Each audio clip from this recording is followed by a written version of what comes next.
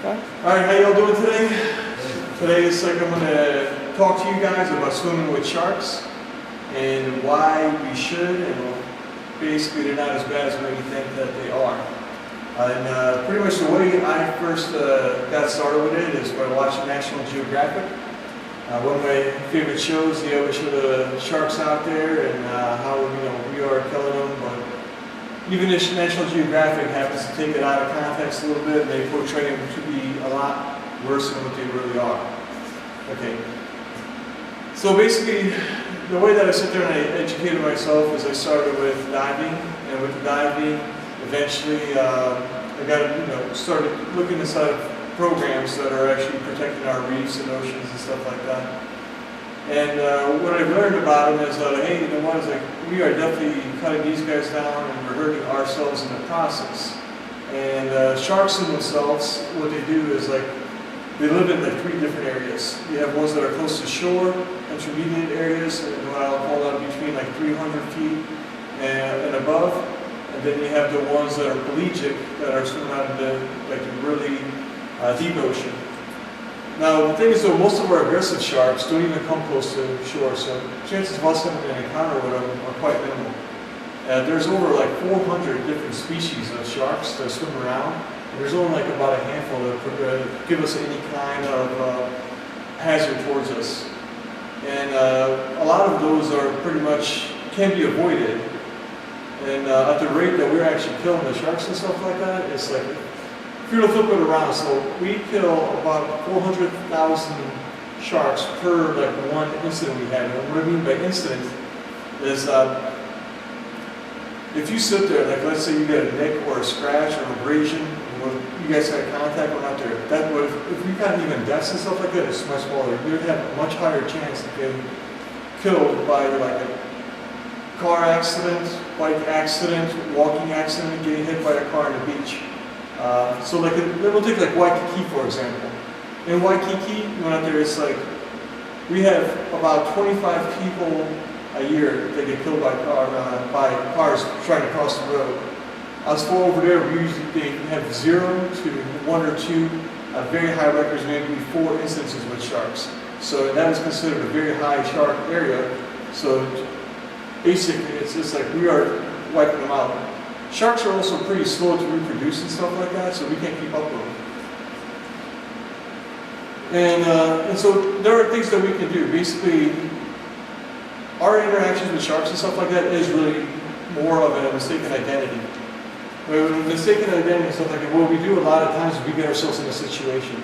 The only times you'll really get in any kind of involvement with a shark is for one, you go inside their feeding area. Most people who sit there and actually stay in the shallows and they don't go past where like the surf breaks and stuff like that, or past that, or the outer reef zone, which is referred to, chances are you won't even have an encounter ever with them because you usually sit there and stay on the other side. So we have to really enter their environment. Yet at that point it's still very minimal. The only time that you really sit there and be in any kind of danger is for one, if you're bleeding and just hanging out in the water, which is never a good idea. 2, you sit there and you actually act like a source of food for them. And what I mean by that is if it's a known hunting area for the shark, that's the only time that they'll actually sit there and actually have a chance of having an encounter. Because like, for example, it's like in Maui. You'll have sit there and it's like that is known for sea turtles. And there's like between the channels there, a lot of the sharks and stuff like that, they actually go hunting for the turtles there. If you're like one of those snorkelers that goes around and floating top of the water, or you're on a boogie board or stuff like that, you really do resemble a turtle in a way. So if they sit there and if they try to ambush you and stuff like that, there are chances are that you may have an encounter. And so with that, with the Divine Torsi and stuff like that, it's like almost never happens. Now, the reason why we sit there, and like I said, we need to learn how to swim with our sharks and stuff like that, because without them, what happens is like we destroy the ecosystem. And destroying the ecosystem is like, what they do is that they eat all the stuff that is bad, dying, has diseases, and they keep everything in check. If you go to places where pretty much the shark population has been decimated, what happens is that you get all like the parasites and that build up, and they sit there and eventually start killing off the reef and the species and everything else that goes on there. And what we've witnessed is like areas that had that pretty much the total shark populations wiped out, is that it becomes a very unhealthy ecosystem. Everything on the reef begins to die, and then what happens in return is, or even a human population then doesn't even have the food to feed off of with the fish that be in there because it's gone at that point. It's really hard to bring it back because a lot of the shark species, like I said, I was like, for one, if they're pelagic, they're not really going to sit there and they just reproduce slowly. Because, and then if you have more of a common shallower kind of a shark and stuff like that, they really don't swim off far. So in order for them guys to build back up and stuff like that, it takes a really long amount of time. If we go too great to extent to where we actually wipe out our total population of sharks, what would eventually happen, or we would experience a total ecosystem collapse. With a total ecosystem, I mean, a lot of us rely on the ocean really heavily.